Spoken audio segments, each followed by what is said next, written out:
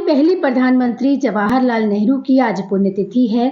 27 मई 1964 को उन्होंने अंतिम सांस ली थी। आधुनिक भारत के निर्माता नेहरू एक महान राजनेता, लेखक और विचारक के तौर पर इतिहास में अपनी अमिट छाप छोड़ गए हैं। उनकी लिखी पुस्तकें दुनिया के साहित्य में क्लासिक का दर्जा रखती हैं। अपनी पुत्री इंदिरा गांधी को लिखे उनके 30 पत्रों का संग्रह letters from a father to his daughter दुनिया भर में पढ़ी जाने वाली किताबों में से एक है। ये चिट्ठियां उन्होंने इंदिरा गांधी को तब लिखी थी जब वह 8-9 साल की थी। एक एक पत्र जैसे मानव इतिहास को समझने का एक सूत्र है। किताब के पहले ही पत्र में वे इतनी अनोखी बात कहते हैं जो उनकी वैचारिक गहराई को दर्शाती है। वे इसमें इंदिरा को एक किताब पढ़ने की सलाह देते हैं जिसे बहुत कम लोग पढ़ पाते हैं। नेहरू किसी धार्मिक, साहित्यिक, दार्शनिक किताब का नाम नहीं लेते। वे जिस पुस्तक की बात करते हैं उसका नाम है संसार। वे लिखते हैं, ये तो तुम जानती ही हो कि ये धरती लाखों करोड़ों वर्ष पुरानी है और बहुत दिनों तक इसमें कोई आदमी ना था।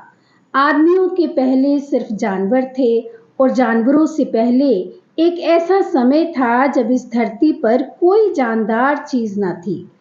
आज जब ये दुनिया हर तरह के जानवरों और आदमियों से भरी हुई है, उस जमाने का ख्याल करना भी मुश्किल है जब यहाँ कुछ न था।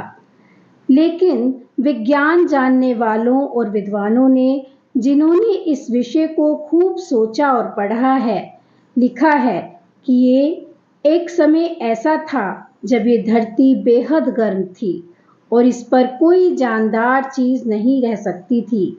और अगर हम उनकी किताबें पढ़ें और पहाड़ों और जानवरों की पुरानी हड्डियों को गौर से देखें तो हमें खुद मालूम होगा कि ऐसा समय जरूर रहा होगा।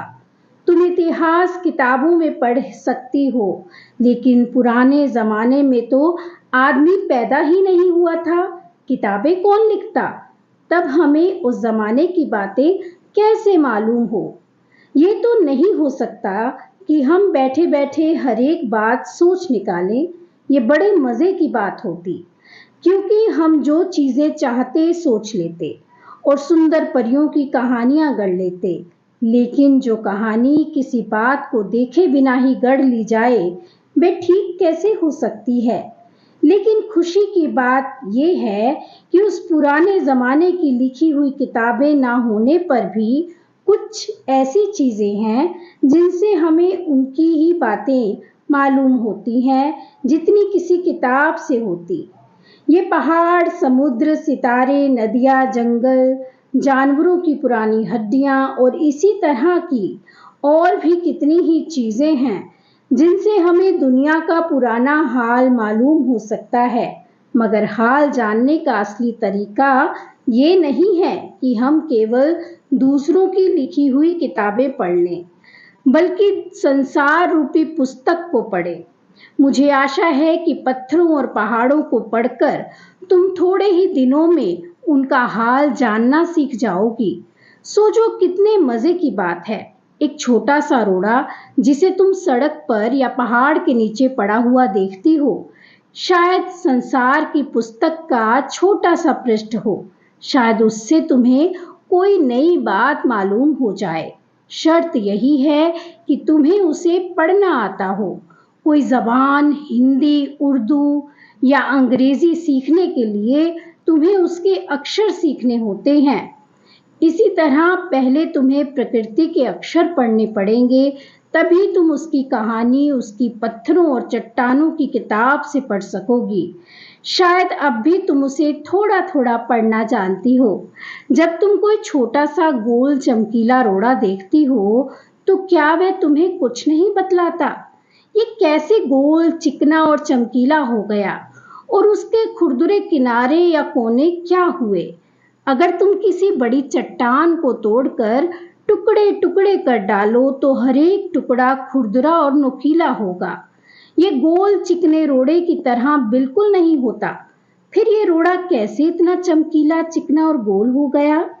अगर तुम्हारी आंखें देखें और कान सुने तो तुम उसी के मुंह से उसकी कहानी सुन सकती हो। वह तुमसे कहेगा कि एक समय जिसे शायद बहुत दिन गुजरे हों, वह भी एक चट्टान का टुकड़ा था।